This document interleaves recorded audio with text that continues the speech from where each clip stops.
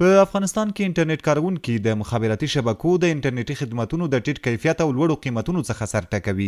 دوی وایي نظر نورو ګاونډیو هیوادونو ته په افغانستان کې د انټرنیټ بیې ډېرې لوړې او کیفیت هم ټیټ دی. دوی له اړوندو مسؤلینو غوښتنه کوي چې په هیواد کې د انټرنیټ کیفیت لوړ او قیمتونه دي راټیټ کړي.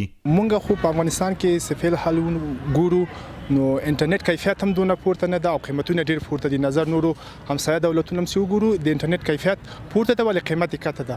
نو په افغانستان کې چې څومره قیمت ده هونه کیفیت نه ده. نو مونږ یعنی سکله استفاده کوو نو یو شی سي اپلوډ کوو یا ډاونلوډ کوو نو هغه ته باید مونږ ډیر انتظار وباسو تر اوسه هغه یا اپلوډ سي یا ډاونلوډ سي.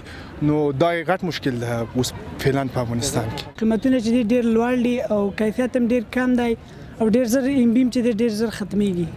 دوه ځلې چې د انټرنیټ خپل فعال کومنګ بیا من خپل قیمتونه لوړی او بس موږ ته نه راکوي. خو د خپل د نمائندګۍ نه کوي چې دغه انټرنیټ چې دی موږ ته خپل قیمتونه ټیټ کړي او کیفیت یې لږ پورته کړي. زموږ وزارت مخابرات هم دا غوښتنه چې موږ ته باید د قیمتونه د انټرنیټ لږ زره ښکته کړي او د کیفیت لږ زره لوړ کړي. محمد سمیر ایوبي د کابل پوهنتون کې د ښوونې او روزنې پوهنځي د ریاضي برخې محصل دی. نوموړی وایي دا چې زما رشته ریاضي ده نو اړتیا لیدل کېږي چې د خپلو معلوماتو د زیاتېدو په موخه له انټرنیټ څخه ګټه واخلم. خو نوموړی وایي ستونزه دا ده چې انټرنیټ ډېر کمزوری دی او له بلې خوا قیمتونه هم لوړ دي. نو په داسې حال کې چې اقتصادي ستونزې هم زیاتې دي دوی نشي کولی له انټرنیټ څخه پوره ګټه واخلي. رشته مو ریاضی است و بسیار در یوتیوب زما رشته ریاضي ده. د خپلو درسونو لپاره ډیر وخت اړ کېږم چې په انټرنیټ کې معلومات پیدا کړم. په یوټیوب کې وګورم او له بلې خوا زموږ درسونه هم اوس په آنلاین بڼه دي. خو د انټرنیټ کیفیت چې ګورم ډیر ضعیفه دی. قیمت یې لوړ دی.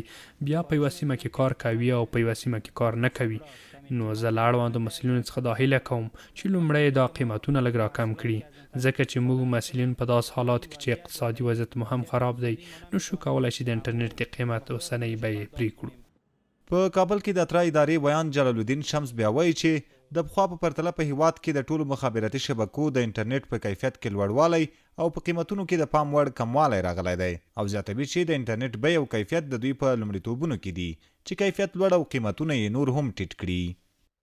په افغانستان کې د کیفیت د مخابراتي کیفیت او د قیمت موضوع چې ده دا واقعا چې د کې شکایت ډیر زیات دي د ولس او اترا اداره هم دغه موضوع ته د رسیدګۍ لپاره دغه دوه موضوعات په خپل ولایتونو کې نیولې دي. په دې اساس باندې فعلا اترا ادارې ځینې پروسې په لاره اچولې دي چې د هغې په تکمیلېدو سره به په افغانستان کې تر ډېره حده د مخابراتي کیفیت مشکل حل شي.